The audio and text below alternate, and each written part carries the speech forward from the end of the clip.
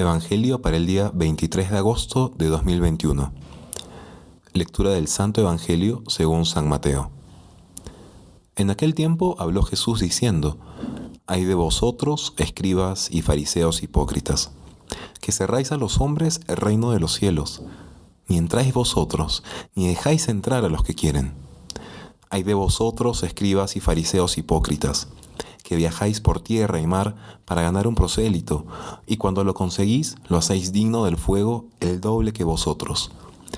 Ay de vosotros, guías ciegos, que decís: jurar por el templo no obliga, jurar por el oro del templo sí obliga. Necios y ciegos, ¿qué es más, el oro o el templo que consagra el oro? O también, jurar por el altar no obliga, jurar por la ofrenda que está en el altar sí obliga. Ciegos, ¿qué es más, la ofrenda o el altar que consagra la ofrenda? Quien jura por el altar, jura también por todo lo que está sobre él. Quien jura por el templo, jura también por el que habita en él. Y quien jura por el cielo, jura por el trono de Dios y también por el que está sentado en él. Palabra del Señor.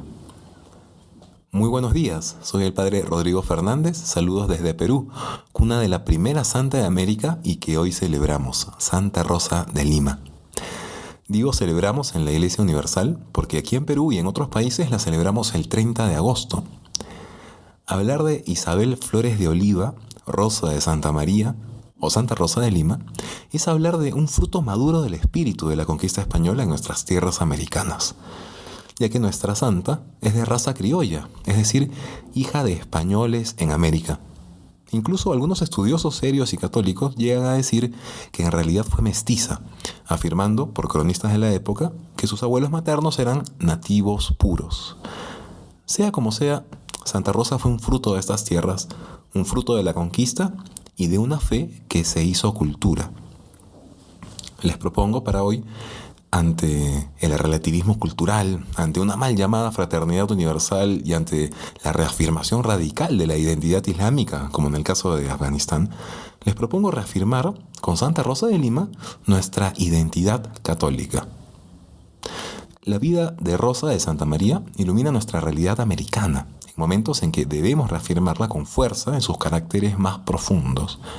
Con más razón hoy, y me dirijo a los peruanos, hoy que tenemos un presidente declaradamente comunista que quiere extirpar todo rastro de colonización española. Entre comillas, porque afirmar que éramos colonia es un error histórico.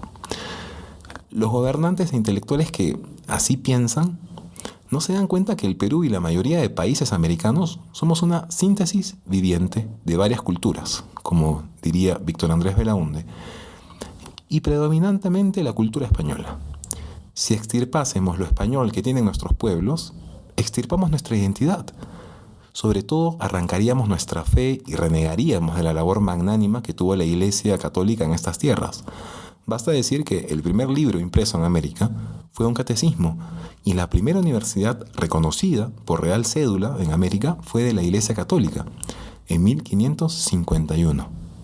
La Real y Pontificia Universidad de la Ciudad de los Reyes de Lima, o como se le conoce hasta el día de hoy, Universidad Nacional Mayor de San Marcos, que ya en 1596 creó una cátedra de quechua, que era la lengua franca de los Andes.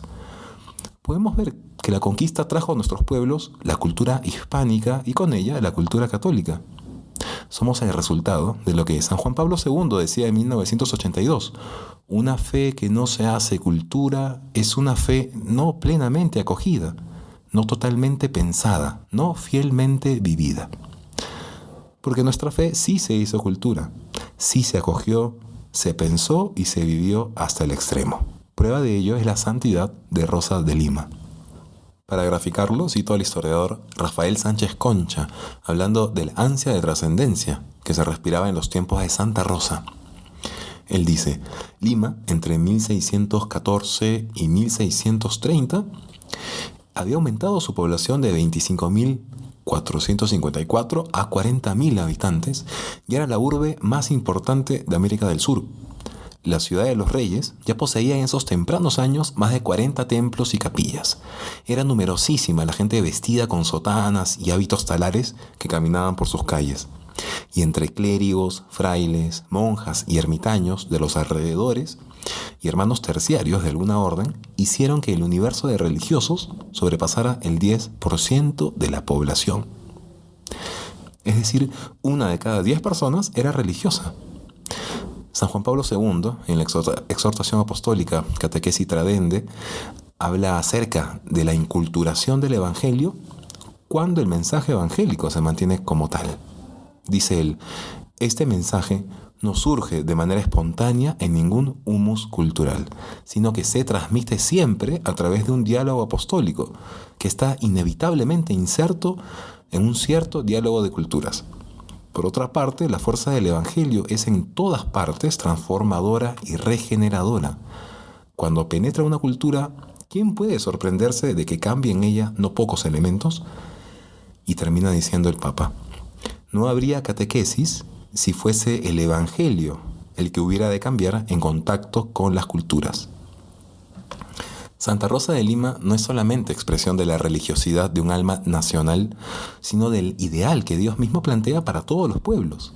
Sed perfectos como vuestro Padre Celestial es perfecto, ya que Dios quiere que todos los hombres se salven y lleguen al conocimiento de la verdad. Y la única verdad es Cristo. Solo Él tiene palabras de vida eterna. A nosotros nos toca hoy reafirmar nuestra identidad desde los cimientos, es decir, hacer que nuestra fe, de la mano de un evangelio auténtico y no light, realmente se haga cultura en nuestra vida cotidiana, en nuestra familia y en la sociedad. Así, rescataremos la verdadera identidad originaria de nuestros pueblos y de la fidelidad a Dios. Somos católicos. Que Nuestra Señora de la Evangelización y Santa Rosa de Lima intercedan por nosotros. Que tengan un muy buen día.